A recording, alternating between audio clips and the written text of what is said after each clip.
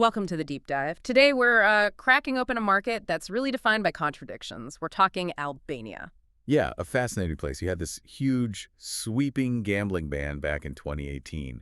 Killed the industry for 5 years. Right, and then bam, 2024, a complete reversal. This kind of policy whiplash, it's just, well, it's almost unheard of in Europe. Makes it a really interesting case study. High risk, definitely. It really does. And that's exactly why we dug into it. This whole deep dive, it's based entirely on a very detailed country report from our team, right here at Gambling Databases. And just so you know who we are the Gambling Databases research team. Our whole focus is delivering these really in-depth analyses of the global iGaming scene. We don't just skim the surface. No, we dig into the mechanics. The local regulations, the tax situation, what players actually experience, what it's like for operators, all those emerging trends. Basically, we aim to give you a clear, data-driven picture of how gambling actually works in each market and, what makes it tick, what makes it unique. Exactly. And our mission for you today, listening in, is to unpack these, well, extreme contradictions we found looking at Albania.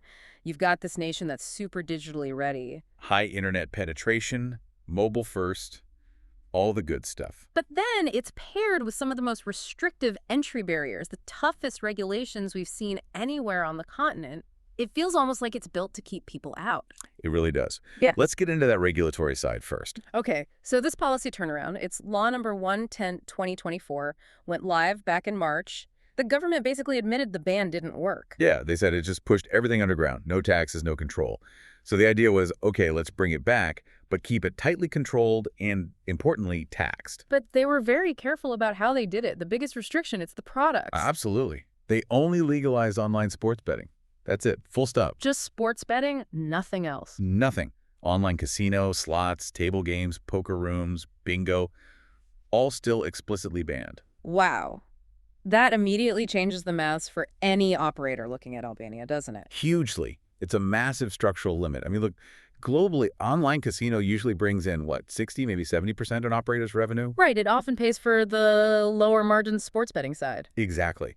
So by banning casino, poker, everything else, they're forcing operators into just one vertical, a high-risk, lower-margin vertical. And on top of that, they make it scarce. Only 10 licenses. 10 in total. That's it. It's not an open market. It's a deliberately created oligopoly decided by this really competitive application process. Where's a few? Just 10. Control. It's got to be control, right? Yeah. Fewer companies means it's easier to regulate, easier to enforce compliance. And that scarcity lets them set the bar incredibly high for who can even apply. And the bar is high. You need, 3 straight years operating? In at least 3 different EU or OECD countries. Yeah. Consecutively. That's serious multi-jurisdictional experience. That rules out anyone small, anyone local. Definitely. No small players, no startups. And the money reinforces that. You have to show a minimum annual turnover of 2 billion Albanian lek. Which works out to about, a 19.8 million or $21.3 million US. Roughly, yeah. In your last financial year, that's a big number. That's basically saying global corporations only. They're basically telegraphing we only want the biggest players, the ones with squeaky clean compliance records and, crucially, deep pockets. Companies that can handle potential future bumps. And just to tighten the screws a bit more, the minimum player age is 21. That's higher than a lot of Europe, shrinking the potential customer base even further. Okay, so those are just the rules to get in line. Now, the actual cost of entry, this is where it gets kind of eye-watering. It really does. We're looking at minimum upfront financial requirements, somewhere between 6.0 and 6.84 million. 6 million euros before you even hire staff or pay for servers. Exactly, before operational costs kick in. It's a huge figure for a country with, less than 3 million people? It's stunning. Let's break that 6 million down because how they make you pay is telling too. It is. Okay, first, the license fee itself. Minimum 400 million leagued over 10 years. That's about 3.9 million. Non-refundable. Gone. Sunk cost. Okay. Second, minimum share capital. Around $400,000. That's fairly standard, like an operating reserve. But it's that third piece, the player guarantee fund. That's the one we flagged as dead capital. It's the killer. You have to park 120 million leak, about 1.2 million, in an Albanian bank account and just leave it there. Untouched. Completely untouched. It's only there to pay out players if the operator goes bust. You can't use it for marketing, salaries, tech development, nothing. It just sits there, doing nothing for your ROI. So you're in for $6 million, and $1.2 million of that is immediately tied up, earning nothing. Right. And then you get hit by the taxes. The taxes. It's a multi-layer system designed to grab a slice at pretty much every stage. Sounds painful. It starts with a 15% gambling tax on your profit. Hmm. Then you add corporate income tax, which is progressive, 15% up to 23%. Then, if you actually manage to make a profit and want to send dividends back to your shareholders, there's another 8% withholding tax on that. So you add all that up. Plus, there's a small contribution for sports and culture too, right? Yeah, 0.4% on turnover. When you stack it all together, our analysis shows the effective combined tax rate on any distributed profit hits somewhere between 40 and 50%. 40 to 50%. That is incredibly high, especially for a market this new and, frankly, this risky. It's brutal. And the pain doesn't stop there. Think about getting customers. The advertising rules are severe. What can't you do? Pretty much everything mainstream. All gambling ads in print and audiovisual media. Banned. No TV ads during the football, no radio spots, no billboards, nothing.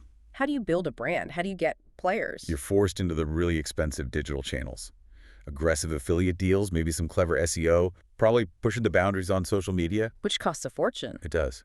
Our data suggests this pushes customer acquisition cost, the CAC, up into the 100 to 200 range, maybe even higher, per player. And that's, what, Yeah. 2, 3, 4 times the industry average for just sports betting. Easily. 2 to 4 times higher, yeah. Okay, let's do the reality check then. Minimum $6 million just to get started. An effective tax rate nearing 50%.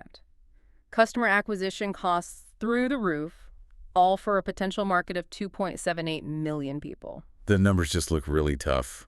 Our projections show the time to just break even for one of these 10 license holders is likely 3 to 5 years. Minimum. So unless you're a massive regional player already operating nearby... The economics just don't stack up. It's not built for standalone operators. Right, let's switch focus to the players, because this is where the paradox really bites, isn't it? It is. On one hand, Albania is very digitally savvy. It's a mobile-first country. Internet penetration is high, like 85.6%. Yeah, 2.38 million users. And mobile connections are over 100%, something like 140% penetration. So digitally, they're ready. Totally ready. And culturally, there's demand. Before the 2018 ban, estimates suggested people were spending maybe $700 million a year on gambling. Illegally, presumably. And they like their football betting. Oh, yeah. Big time. Local Superliga, major European leagues. Operators know exactly what product they need to offer. But, here comes the but. The massive constraint. Payments. This is the big one. The government, wanting control, insists all payments go through banks licensed by the Bank of Albania. Which means no cash. No cash allowed for transactions. And no crypto either. Crypto is effectively banned for direct gambling payments, too. It has to be through the official banking system. Okay, but the problem is, a huge chunk of the population doesn't use banks regularly. That's the staggering part. Our sources indicate something like 40 to 50% of Albanian adults are unbanked or rely mainly on cash. 40 to 50%. Yeah. So this rule, designed for control, instantly excludes almost half the potential adult market from participating legally. Wow. So the government tries to kill the black market with a ban, fails, brings in a legal framework to control it, but builds in a rule that guarantees half the population can't use the legal framework easily. It's the ultimate contradiction, isn't it? Control versus market potential. You literally have your addressable market right there, regardless of how many people have smartphones. And even for the players who can jump through the banking hoops and bet legally, they get taxed too. They do. There's a 15% withholding tax. And crucially, it's on gross winnings at payout. Gross winnings. So no offsetting your losses. None at all. You place 10 bets, lose 9, win big on the 10th, you pay 15% tax on that entire big win. Doesn't matter that you lost on the other 9. Ouch. That's gotta hurt playing value and retention. It makes the legal product feel much less attractive compared to, well, the untaxed underground market that probably still takes cash. It absolutely does. Yeah. And finally, given how mobile-centric it is, operators absolutely must have a flawless mobile app. Yeah. Especially for Android. Android dominates there. Massively. Like Yeah. 85% market share. If your Android app isn't perfect, you've already lost a huge slice of that limited banked audience. Okay, we've covered the costs, the taxes, the players. Yeah. But we've saved maybe the biggest risk for last. The existential one. Regulatory volatility risk. This isn't just about rules changing slightly. This is about the government having shown very recently that it's willing to just pull the plug. on the entire industry. That 2018-2024 ban is the massive shadow hanging over everything. It proves they can and will shut it all down with very little warning. So if you're an operator thinking about that $6 million entry fee and that 3 to 5 year break-even point, You have to factor in the possibility that in 2028 or 2030, the government might just do it again. Ban everything. Wipe out your investment. that changes the whole financial calculation, makes it much harder to justify. Absolutely. You have to apply a much higher discount rate to any future earnings because the risk of them simply vanishing is real. And to manage things while it is legal, the government's put in some pretty intense monitoring, haven't they? This centralized system. Oh yeah, it's basically total surveillance. Every licensed operator must have real-time connectivity to the regulator's central system. Real time? What does that mean practically? It means the government isn't just getting reports after the fact. They have a live feed. They see copies of every transaction, every player registration, every bet as it happens, instantly. Wow. That's got to be complex and expensive for the operators to set up and maintain. It is, but it guarantees the state has complete oversight. Control is paramount. So let's put it all together. Sports betting only. Millions in upfront costs.